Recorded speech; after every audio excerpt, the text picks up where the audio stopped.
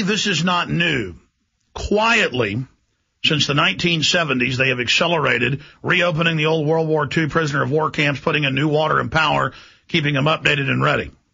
Then under Rex 84, part of it was declassified in congressional hearings covered in my film Police State 2: The Takeover. But you can just Google Rex 84 FEMA camp hearings, Congress, and it'll come up from 86. In 1990, our insiders in the military told us that the base closures were going to be used for infrastructure protection to build federal control grids that will be local regional capitals over the states and the cities and counties that reside in them, threat integration centers, FEMA command centers. Years later, exactly what our inside sources told us turned out to be 100% accurate. Secretly in 86, under Rex 84, they said we have to train cadres of Army personnel that it's normal. The first conditioning is of police and military, cross-training them, militarizing them, teaching them the public's the enemy. They set up 12 secret federal prison camps in 1986. You can just Google Civilian Inmate Labor Camp Program. You will be on the Army's own website. This is now declassified. And they report it like it's no big deal, where they take federal prisoners and now state prisoners. They've expanded to 24 camps and growing. Remember, with my research, it's only up to the point that I last researched it. And it's such a large area to research that most of my news is about a year old because it only comes out later. Our intelligence is massive, but it's all got to be integrated through my brain, and so I'm not perfect. So it's far worse than I'm saying. That's the bottom line.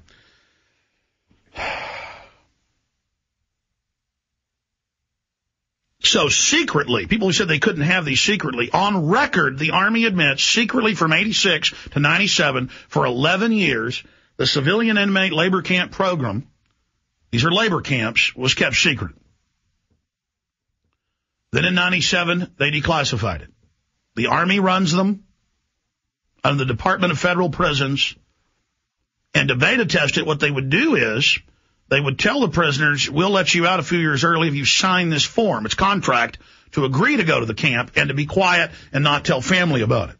That's how they beta tested and trained the troops that, oh, it's normal. The prisoners like it. We don't talk about it. It's classified, but they live here at camps, American citizens, federal prisoners. Then they began in 97 when they declassified it to bring in state prisoners. The number of camps stands at over 24. Now the reports are confirmed, pouring in. Multiple camps in Texas, camps all over the nation being built. Again, the Houston Chronicle reported, and other publications in 2006, that they were building FEMA camps for natural disasters, emergencies, terror attacks, to house illegal aliens, and during civil unrest. That was in the Houston Chronicle. All these decades, we've seen the troops secretly training with the military. We go to the events, we get detained, we get in trouble, we get chased. In some cases, they let us tape it with role players they've hired screaming, I'm an American, please don't knock the camp. Where'd you get the helmet? Where'd you get the gun? You know, you're going to a FEMA camp. Where are you from? I'm from San Francisco. The role players with the Marines, with the Army, doing this. Other cities, the Marines walk up, the Army walks up with guns, with the police, says turn your cameras off, to myself and others. It's all in Road to Tyranny. It's all in Police State 2000, Police State 2: The Takeover, Police State 3: Total Enslavement. So I'm screaming bloody murder about this. I'm finding out there's this giant covert operation under continuity of government, under infrastructure protection. I find out from police chiefs, emergency managers, the SWAT team commander in Austin, Lieutenant Beck, the police chief of San Antonio. I'm giving you sources here. These are sit-down interviews on video. L.A. Philippus, chief of police San Antonio, emergency manager in Kingsville, Vietnam vet himself, who was in intelligence. They came to him and said, we're getting ready for martial law. They tried to buy him off with cash. When they said no, suitcases of cash. We went to other cities, interviewed police chiefs where they'd clearly taken the money, and they said, we're not going to talk to you, but yes, U.S. military is here in secret operations. So I began intense research in the 1996-97 on all of this. And I start warning people, they're gearing up, they're gearing up. People say, well, why hasn't it happened this year? Why hasn't it happened next year? You know, Alex, you're saying all this is happening. You show us video, you show us documents, but where is it? They were building the infrastructure. That's on record.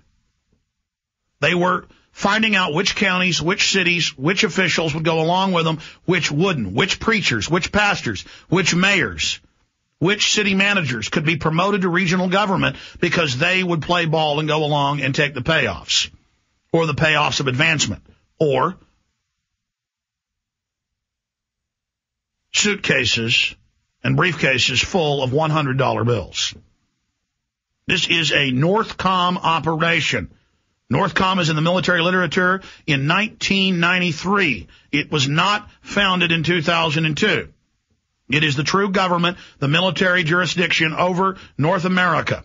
They've signed deals with Canada and Mexico to use Canadian and Mexican troops here in the U.S. Toronto Star, other publications. Congress bitched last year saying we weren't even informed of this. You're supposed to inform us of this. Again, there's hundreds of points. I'm moving quick here. All of this is going on. All of this is happening. We warn the public they're training the Marines and the Army. The Navy's even creating their own private army. That's in the Navy Times.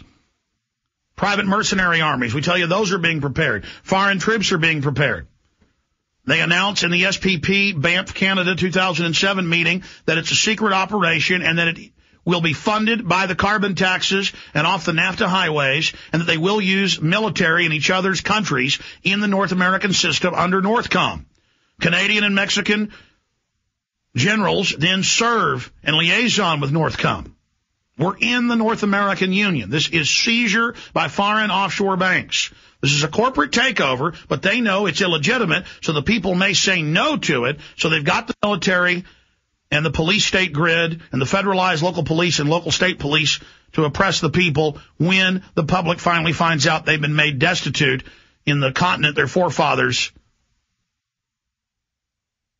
conquered. Now,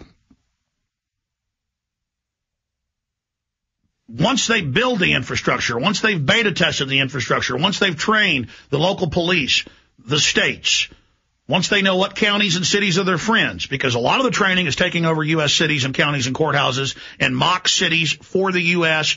with role players as early as 1995, 96, 97, cooperative nugget with foreign troops training with role players screaming, "Don't put me in a camp."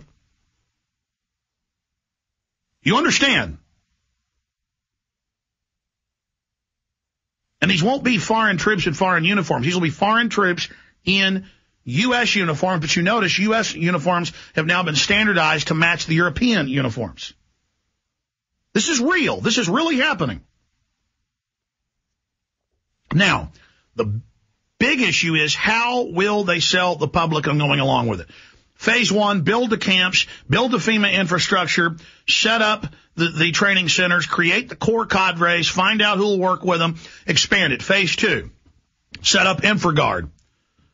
25,000 executives, bureaucrats, governors, city managers, county commissioners, corporate heads with sidearms, and this has come out in mainstream news. You can just Google InfraGard. With shoot-to-kill orders on anyone they're told to kill during martial law. So you have an auxiliary of executives.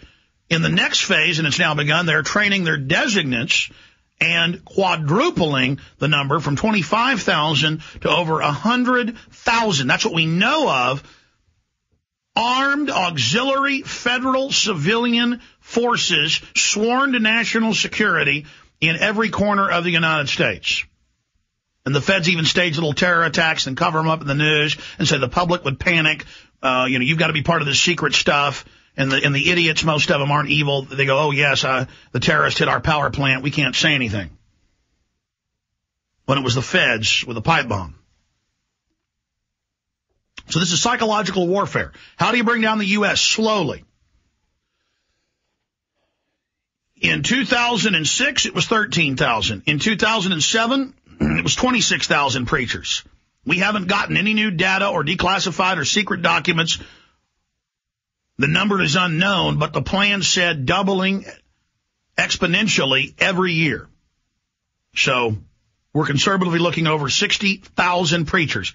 And everybody suddenly sees their local TV preachers and radio preachers saying, you know, you don't really need guns. And there's an emergency. You do what the government says and go to these centers for your safety. And it's of the Lord. Romans 13, do it. You're now seeing at least 26,000 preachers do this. They're sending the police into public schools, telling the kids get ready for emergencies, teaching them how to load on buses at gunpoint with their hands behind their heads. All of this preparing everyone. All of this teaching them learned helplessness to go to the camps.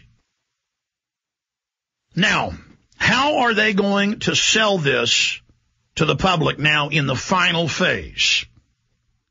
Remember, they're going to say, oh, we just built all these just now to keep you safe because the economy's imploding. Oh, my gosh, the banks have cut off liquidity. There's this big crisis. People are starving. There's high crime. People are rioting.